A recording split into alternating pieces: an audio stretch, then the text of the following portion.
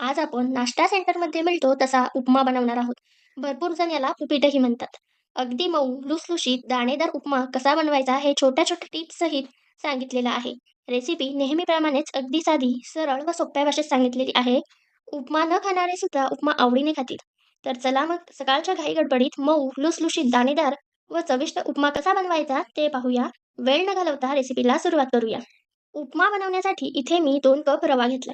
जर तुम्हाला मऊसूत उपमा हवा असेल, तर बारीक रवा वापरा आणि दाणेदार उपमा हवा असेल, तर जाड रव्याचा वापर करा. तर मी बारीक रव्याचा वापर करणार आहे.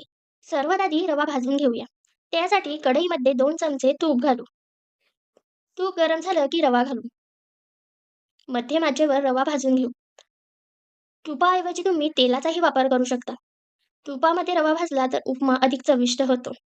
उपमा बनवताना रवा भाजून घेणे खूप महत्त्वाचं आहे. त्यामुळे रव्यातील कच्चेपणा निघून जातो आणि उपम्याला चवही छान येते. रवा भाजताना फक्त त्याचा रंग बदलू देऊ नका.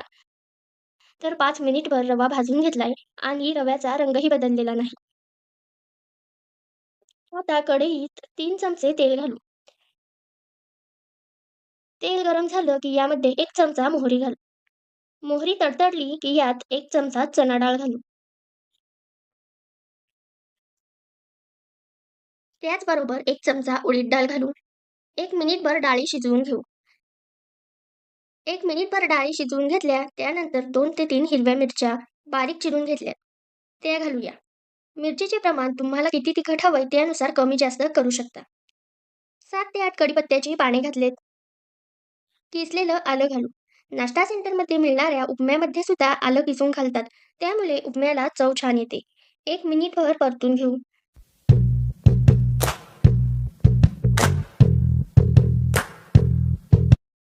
आता यामध्ये बारीक चिरलेला कांदा घालू.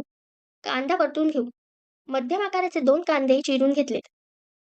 चवीनुसार मीठ घालूया. मीठ घातल्यामुळे कांदा लवकर शिजतो. उपमा बनवताना कांदा नेहमी मऊसूत होईपर्यंत शिजवायचा. त्याहून अधिक शिजवला तर उपम्याची चव बिघडते.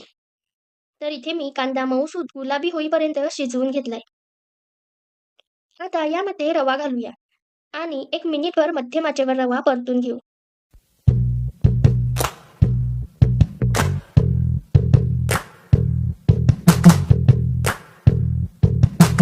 तर 1 मिनिटभर मी रवा परतून घेतला. तर आधीच मी पाणी गरम करत ठेवलं होतं. पाण्याला उकळी आली की मगच हे पाणी उपम्यामध्ये घालू. उपम्यामध्ये नेहमी गरम पाणीच घाला. लगभग 3 कप पाणी लागलं. व्यवस्थित मिक्स करून घेऊ. नाहीतर उपम्यामध्ये रव्याच्या गुठल्या होतात आणि उपमा मऊसूत होत नाही. भरपूर जण रवा घालण्याच्या आधी पाणी घालतात, पण त्यामुळे कधी-कधी पाण्याचा अंदाज चुकला तर उपमा चिवट होऊ शकतो. त्यामुळे रवा घातल्यानंतर पाणी घातलं तर आपल्याला किती पाणी घालावं लागेल याचा अंदाज येतो. पाण्याचं प्रमाण जास्त झालं तर उपमा चिकट होतो. त्यामुळे आधी थोडं-थोडंच पाणी घाला. आता झाकण ठेवून 3 ते 4 मिनिट उपमा वाफेवर शिजवूया. 3 ते 4 मिनिट झालेत, यावर बारीक चिरलेली कोथिंबीर घालू आणि मिक्स करून घेऊ. वरून 1 चमचा साखर घालू. साखर तुम्हाला आवडत असेल तर घाला, नसेल आवडत तर नाही घातली तरीही चालेल. अशा प्रकारे उपमा तयार झालाय.